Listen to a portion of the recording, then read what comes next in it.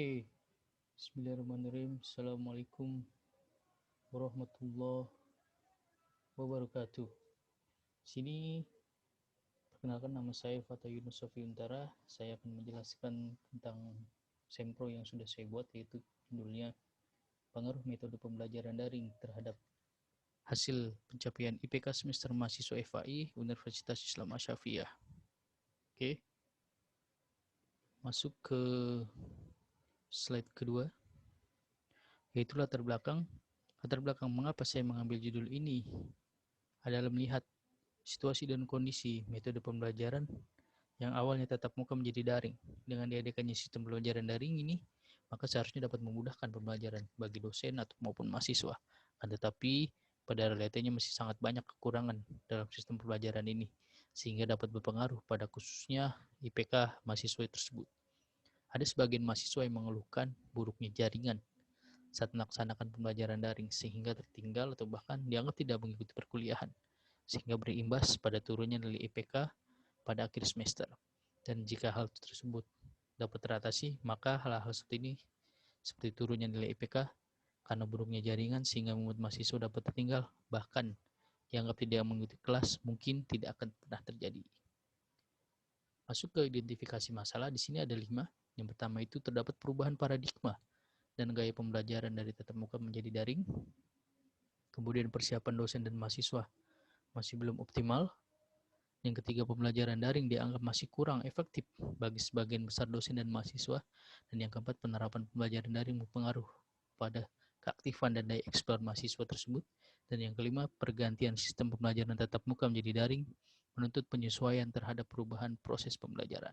Lalu kemudian ada pembatasan masalah. Di sini ada metode pembelajaran daring terhadap mahasiswa Fakultas Agama Islam. Yang kedua, pengaruh metode pembelajaran daring terhadap IPK semester mahasiswa Fakultas Agama Islam. Kemudian masuk ke rumusan masalah. Di sini ada 2, bagaimana yang pertama itu bagaimana pembelajaran daring di Fakultas Agama Islam Universitas Islam Asy-Syafi'iyah. Yang kedua, adakah pengaruh metode pembelajaran daring ini terhadap IPK semester mahasiswa. Lalu kemudian ada tujuan dan manfaat. Tujuannya itu adalah untuk mengetahui bagaimana metode pembelajaran daring di Fakultas Agama Universitas Islam Asy-Syafi'iyah. Yang kedua, untuk mengetahui adakah pengaruh dari metode pembelajaran daring ini terhadap IPK semester mahasiswa. Yang ketiga, untuk memenuhi salah satu syarat dalam menyelesaikan pendidikan strata S1. Kemudian masuk ke manfaat, ini ada 2. Yang pertama itu manfaat teoritis dan manfaat praktis. Oke, next kita masuk ke bab 2. Di sini ada kajian teori. Yang pertama itu saya memasukkan metode pembelajaran daring. Di metode pembelajaran daring ini saat ini lebih boleh dikatakan sangat baik untuk perkembangan pendidikan di era modern, terlebih di saat pandemi saat ini sangat membantu. Dan dalam menjalankan roda pendidikan Indonesia yang sempat terhenti pada tanggal 16 Maret 2020 karena adanya pandemi Covid, dan pembelajaran ini disebut juga sebagai pendidikan jarak jauh atau pendidikan formal berbasis lembaga pendidikan dan instrukturnya berada di lokasi yang terpisah. Oke. Di sini ada prestasi akademik, ada faktor yang mempengaruhinya, yang itu adalah faktor yang bersumber dari dalam diri mahasiswa dan faktor yang berasal dari luar diri mahasiswanya tersebut.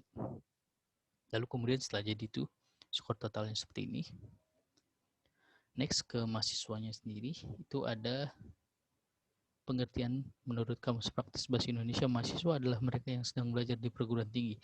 Dan menurut Salim dalam Spika 2008 mengatakan bahwa mahasiswa adalah orang yang terdaftar dan menjalani pendidikan pada perguruan tinggi. Kemudian masuk ke bab 3 di metodologi penelitian. Sini metodologi penelitian yang saya ambil adalah kuantitatif.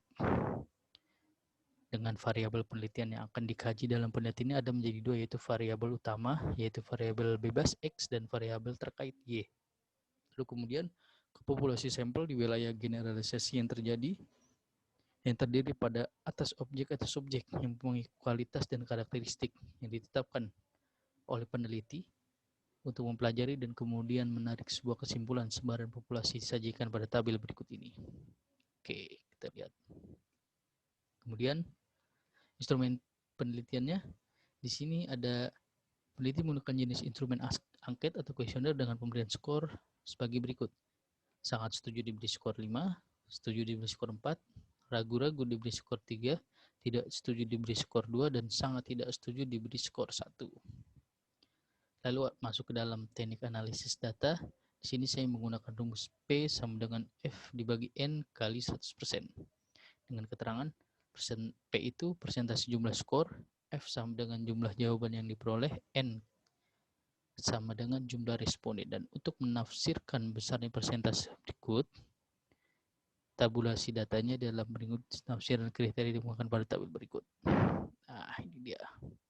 Persentase 90-100% diklasifikasi sangat tinggi, 80-89 tinggi, 70-79 cukup tinggi, 60-69 sedang, 50-59 rendah, 49 ke bawah, itu sangat rendah.